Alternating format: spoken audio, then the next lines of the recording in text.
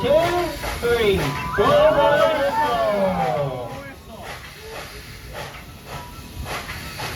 There y'all did.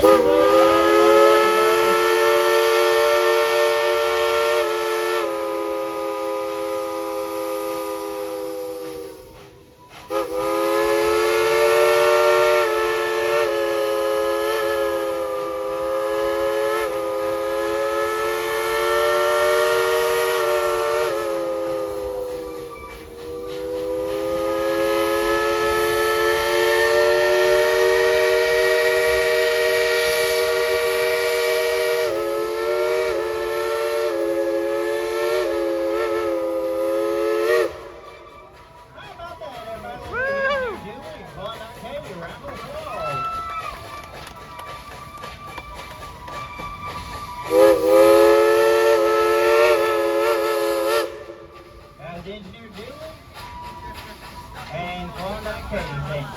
Thank you very much. Folks, we got your left on the tree line up there. You see just portion of the Great Smoky Mountains. You can understand why it's Cherokee Club was placed in the Blue Smoke. Well over 100 years ago, there was over 1,200 farms that dotted the hills and highlands of these mountains. Then in 1901, a little logging operation known as the Little River Lumber Company came into being. They logged these mountains up until there just about wasn't nothing left. But in 1934, President Franklin Delano Roosevelt established the Great Smoky Mountains National Park.